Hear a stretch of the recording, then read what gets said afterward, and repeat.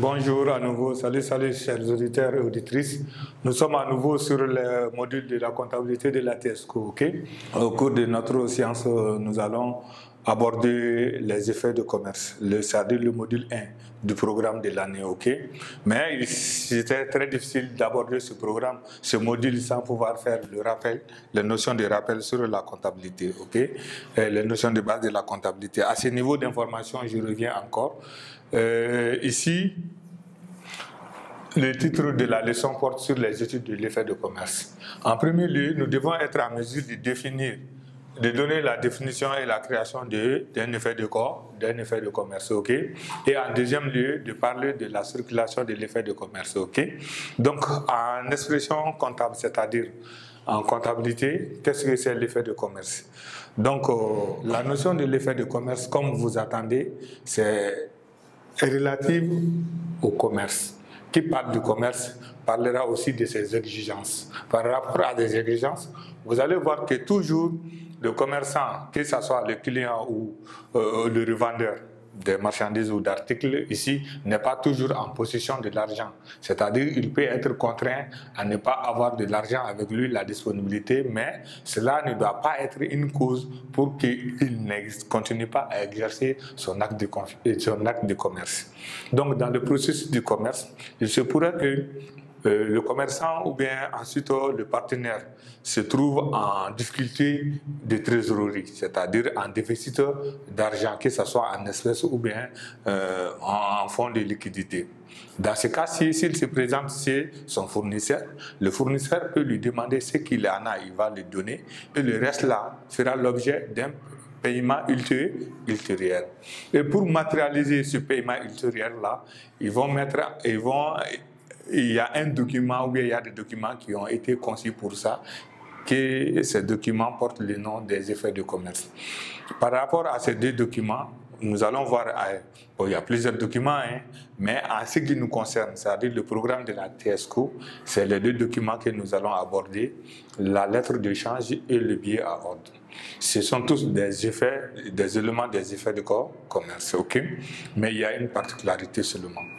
Donc, en termes d'effet de commerce, nous pouvons donner la définition la plus simple en disant que l'effet de commerce est un document qui est établi entre le fournisseur et son client dans le but de matérialiser la créance, c'est-à-dire la dette que le client a envers son fournisseur, ou bien la reconnaissance des dettes ou des crédits que le client s'engage à payer à une date ultérieure auprès de son fournisseur. Donc, à la pratique, ce qui est important, c'est de retenir ces deux documents en classe de TSCO, la lettre d'échange et le billet à ordre. Vous allez voir que par rapport à la définition, il n'y a pas une définition standard à la matière, mais il y a plusieurs définitions. On la définit selon les éléments nécessaires ou bien selon les éléments clés. En d'autres termes, vous allez voir que certains vont définir l'effet de commerce comme étant un instrument de mobilisation des crédits et un moyen de paiement pour certains. Donc, à la matière, ce que nous pouvons retenir, c'est que c'est un document de confiance établi entre les deux partenaires de commerce, c'est-à-dire d'une part le client auprès de son fournisseur, d'autre part le fournisseur qui fait engager le client pour la reconnaissance de sa dette ou de sa créance. C'est ça la définition de l'effet de commerce. Maintenant, comme on l'a dit, c'est un document. Ce document doit être renseigné ou bien va comporter des renseignements que nous devons le compléter en fonction des réalités du fournisseur et du client. À cet effet, pour mieux comprendre cela, nous avons voulu matérialiser par quelques annexes, l'annexe 1 et l'annexe 2. Donc, on peut regarder ensemble les deux annexes que j'ai eu à tracer au tableau, donc qui vous permettront encore de comprendre ce que c'est ces deux documents. Donc, en annexe, vous allez regarder avec moi, annexe 1, c'est ce qui est là, la lettre de change, autrement dit la L, la LC. Ok? Donc la lettre d'échéance qui est là, vous allez voir qu'en en-tête, on a contrôle, échéance et montant. Contrôle, il s'agit de voir ici également la date de création. Ok? Et maintenant la date d'échéance, le jour du paiement. Ok? Et au niveau du contrôle, on aura la date de création. Ok? Au niveau du montant, vous allez voir la valeur nominale de l'effet, le montant qui va correspondre à la créance. Ok? Et les autres informations complémentaires, on dit contre cette lettre d'échange, veuillez payer à l'ordre de, ok, la somme indiquée ci-dessous. Si on a la valeur nominale en chiffres ici, nous devons l'avoir en lettres là ici, ok. Et donc ça, l'acceptation, si on est d'accord, le client accepte et le fournisseur aussi va s'engager en mettant sa signature. Les deux signatures vont être différentes, ok. Fournisseur du client. Le tiré ici, il s'agit de la banque qui va donner, la banque qui va être la banque de paiement. Et la domiciliation, c'est le numéro de compte qui va servir au paiement de l'effet de commerce. Okay? Et après cela, vous allez trouver que l'effet de commerce, c'est plusieurs documents là qui est là, c'est paraphé et numéroté. En bas, il y aura la numérotation. Okay? Ça, c'est en ce qui concerne la LC. Vous allez voir également l'annexe 2 est un élément de l'effet de commerce, mais à la différence du premier, c'est que l'annexe 2 est appelé billet à ordre qu'on appelle BO. Ça également, ça relève du domaine des effets de commerce, mais à la différence de la LC, c'est que c'est le client qui va s'engager à payer à une date ultérieure la créance du client et la créance du fournisseur que le fournisseur accepte.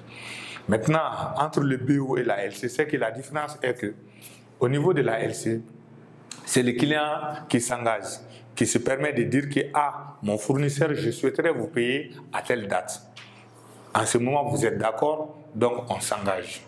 Et la créance est consentie et l'effet est créé. Mais pour le BO, c'est le fournisseur qui impose cette fois-ci sa date au client. Ok? Vous voulez mes marchandises, mais je souhaiterais que vous payiez à 2 semaines plus tard. Si vous êtes d'accord, je vais vous donner. Si vous n'êtes pas d'accord, je ne serai pas en mesure de vous donner parce que là aussi, j'ai d'autres engagements. À ce moment, donc, ils se mettent d'accord et le BO est créé. Le billet à ordre est créé. Voici un peu la différence entre les deux. Ok?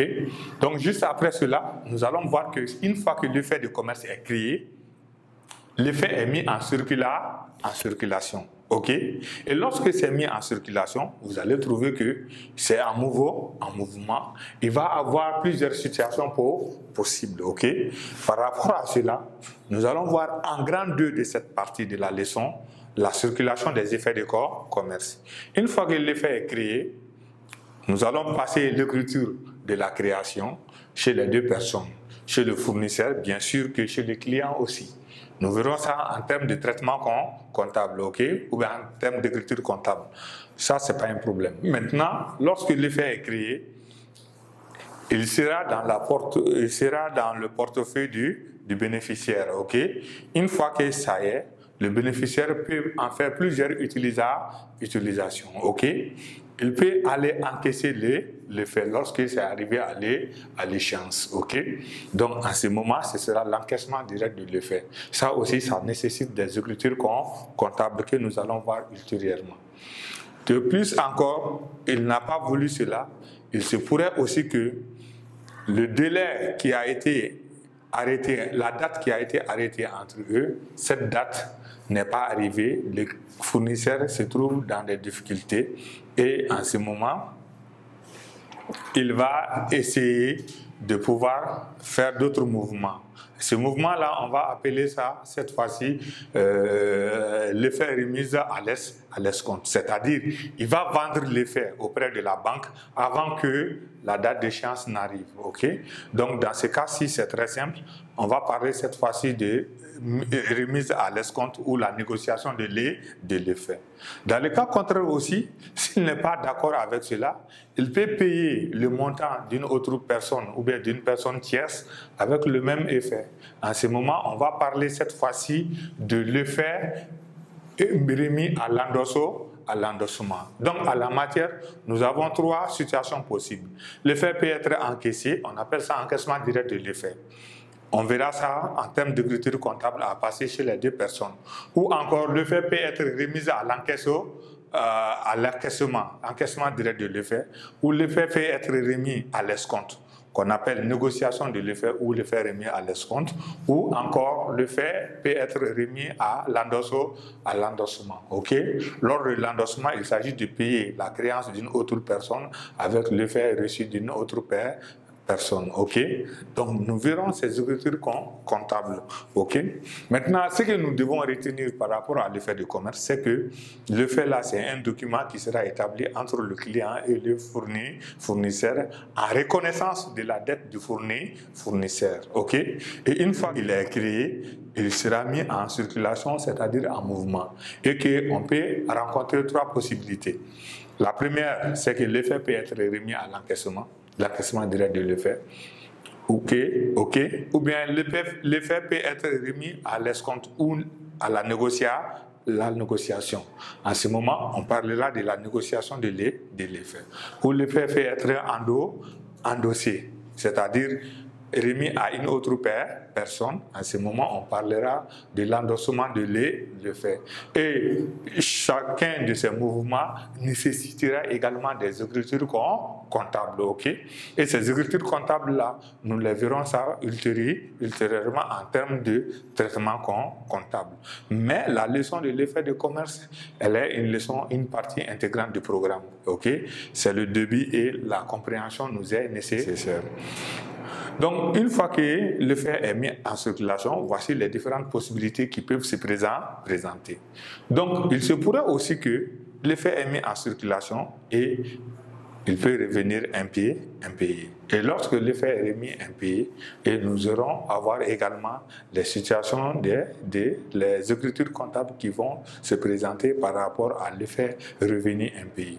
Ok, donc voici un peu la partie du premier module du programme que nous avons parcouru ça rapidement. Mais ce qui est beaucoup plus marquant, ça c'est la pratique. Ok, donc en termes d'écriture pratique, c'est-à-dire en termes de traitement comptable, nous allons voir ces différentes situations. Ok, sans plus autant tarder, nous allons venir c'est-à-dire au traitement comptable des écritures de création de l'effet. Ok, donc ici nous avons parlé cette fois-ci de la circulation, ok, et de la création de l'effet. Et en termes de création, on a dit qu'il y a deux types: la LC, la lettre de change, et le billet à ordre. Voici la LC que vous avez devant vous et le billet à ordre. Maintenant, on va parler cette fois-ci de l'écriture comptable. Lorsque l'effet est créé, chez le fournisseur, on va débiter le 412 contre le 411. Ok, le 411 va être débité et le 411 va être crédité avec la valeur nominale. Ok, et l'explication ici, c'est suivant la création de l'effet. Ça, c'est les écritures comptables chez les fournisseurs. Quand nous revenons chez le client, le 411 qui est crédité va être débité, mais cette fois-ci, ce sera le 401. Le 1 va devenir le 0401, fournisseur. Ok. Contre cette fois-ci, le 412 qui est là va devenir le 402. Fournisseur, effet à recevoir. Ok. Ici, ça c'est client, effet à payer. Ok. Le fournisseur effet à recevoir. Ok. Donc voici les deux écritures que nous devons nous atteler lors de la création de l'effet. Chez le fournisseur, nous allons débiter le 412 contre le 411. Ok. Et chez le client, nous allons débiter le 401 contre le 402. Voici un peu les écritures relatives à la création de l'effet. À chaque fois qu'il y a création de l'effet, ces deux écritures doivent figurer chez les deux partenaires, c'est-à-dire chez le client et chez le fournisseur. Ok. Maintenant, les écritures relatives au mouvement, nous verrons ça plus tard, ultérieurement pour d'autres sciences de cours. Ok. Donc sur ce, je vous dirais de prendre soin de vous et ensuite de croire en vous. Parce que la comptabilité n'est autre chose que la technique qui repose sur la pratique. Une fois que vous écoutez ces cours vidéo, vous devez être en mesure d'en faire, de reprendre chez vous ces mêmes écritures, ok? Dans la mesure de mieux approfondir et ensuite dans la mesure de mieux pratiquer la technique de la comptabilité. Donc je vous remercie, prenez soin de vous et chaque jour est une vie. Merci beaucoup, mon âme.